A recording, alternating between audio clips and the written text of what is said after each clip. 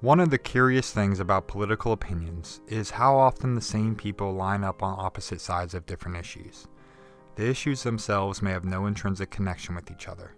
They may range from military spending to drug laws to monetary policy to education.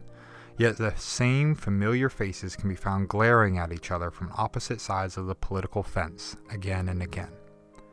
That's how Thomas Sowell's book Conflict of Vision starts.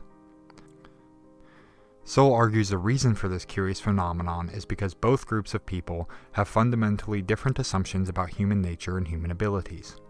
These set of assumptions are rarely acknowledged or even recognized as influencing people's opinions on such a wide variety of issues. But once you understand the conflict of visions, you understand this ideological battle that has been raging for centuries. So, in order to understand this conflict of visions, we first need to understand what a vision is. A vision is a pre-analytic cognitive act. Well, no, scratch that. A vision is like your gut feeling of how the world works. Essentially, it's a set of assumptions about human nature and our capabilities. These set of assumptions give us simple formulas so that we can understand, or at least believe we understand, how the world works and why people do what they do. For example, let's say we have two people arguing about why we go to war with each other. You could get two completely different answers that stem from different visions. For example, person A might say, well, wars occur because people are people. We're greedy, lustful, and generally a pretty terrible bunch, and that's not going to change. Frankly, it's amazing we ever made it out of the savannah without murdering each other, trying to get to the other side of the continent first. Person B might respond with, no, you're wrong. People are inherently good and rational. War only occurs because we have these large institutions like organized religion and corporations and governments that end up creating paranoia, fear, or misunderstandings that override our reason and lead us to go to war. Both people are, ideally, trying to figure out how to prevent war, but you can see how their completely different visions or underlying assumptions of people are people versus people are good and rational would cause them to reach completely different conclusions about how to go about preventing war. This is the conflict of visions. It's a set of assumptions you have, often never thought about, that influence your thinking on how the world works and how to fix it. Since visions are so rarely examined but have such a profound impact, Sowell states that the purpose of his book is to think about them.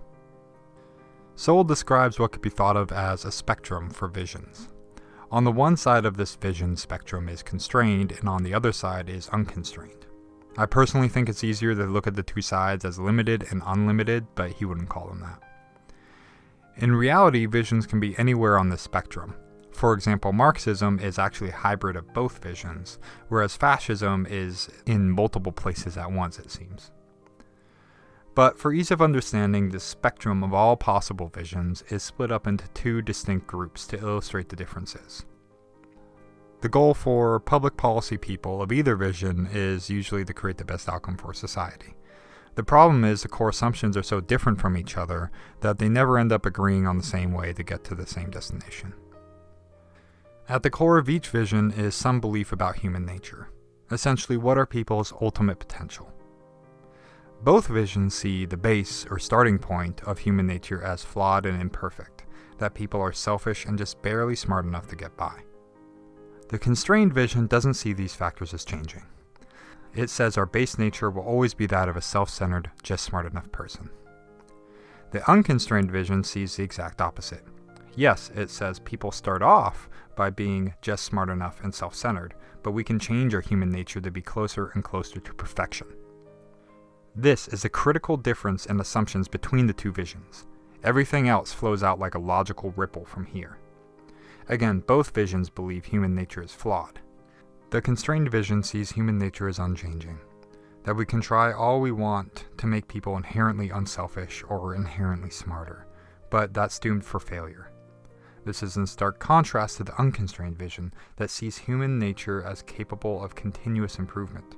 Yes, we start out as being selfish and just smart enough, but we can learn to shed our selfishness and improve our intelligence. Alright, let's let this intellectual rubber meet the road of reality. In reality, we all want stuff. Stuff isn't actual stuff, like food, clothes, cars, etc. But also stuff that's harder to define. Things like justice, security, love. Furthermore, these wants, Sowell calls them desires, are unlimited. Once we get some shelter, we want more and better shelters, perhaps even a home. Maybe our own private island one day. Once we get rid of the big injustices, we get angry at the smaller ones. We're selfish after all.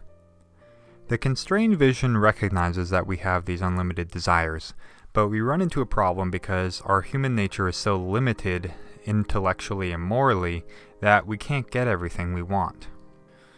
Crucially, it also says that we won't tolerate these limitations on our desires, except when there are other powers that force us to. These other powers are called social processes. Social processes serve two primary roles. Firstly, they help to limit the amount of pain that we cause each other. For example, social processes are things like religion, that say we shouldn't steal things from each other or else, or government, that punishes us if we do steal. But social processes not only serve this restricting role, limiting the amount of pain that we cause each other, but also help to elevate us above our base nature and help to advance the human race. For example, prices in a free market economy are a social process that helps coordinate what people want or desire with what entrepreneurs will end up creating. Common languages give us the means to communicate to find solutions to complex problems. The cultural tradition of simple politeness helps everyday interactions be just more pleasant and enjoyable. Even things like moral traditions, cultural habits, aversions, attractions can all be social processes that help elevate us above our base nature. These social processes weren't designed by some philosopher king 2,000 years ago. Rather, they grew out of the experiences, wisdom, and hard lessons learned of people over time. Each generation, in a sense, adds to this body of knowledge by their experiences and ends up discarding subconsciously or consciously what becomes outdated over time. Sometimes knowledge is passed down explicitly, like in the Ten Commandments. But even when this does happen, says the Constrained Vision, it's usually just someone writing down what everybody kind of already knows. They're in a sense just codifying what people already practice. So to sum up, the Constrained Vision has a pretty poor view of humans' ability to change our base nature. Essentially, we can't really. And since we have these unlimited desires, social processes, in a sense, make up the difference, helping to advance society and keep us from hurting each other more. Alright, enough of that. Let's see what the Unconstrained Vision has to say. The Unconstrained Vision sees things quite simply. Yes, it says, we have unlimited desires, but our human potential is limitless. By shedding our selfish nature and improving ourselves morally, we can freely accept any suffering we ourselves might feel if the outcome means a better society. And by increasing our intellectual power, we can figure out many solutions to our desires. All we need to do is compile all the relevant knowledge together and use our brain power to figure it out. Critically, to the Unconstrained Vision, knowledge is facts, figures, logical arguments, and anything that can be articulated rationally. Social processes, or the wisdom of the ages, or whatever the Constrained Vision wants to call it, is not knowledge. The goal is to get everyone to this intellectual and unselfish plane of existence eventually. But it's inevitable that some people are going to arrive here first. And when they do, they view it as their responsibility to use their intellectual abilities and unselfish moral nature to make the best decisions for these other people, the unwashed masses, since they don't understand what is best for them.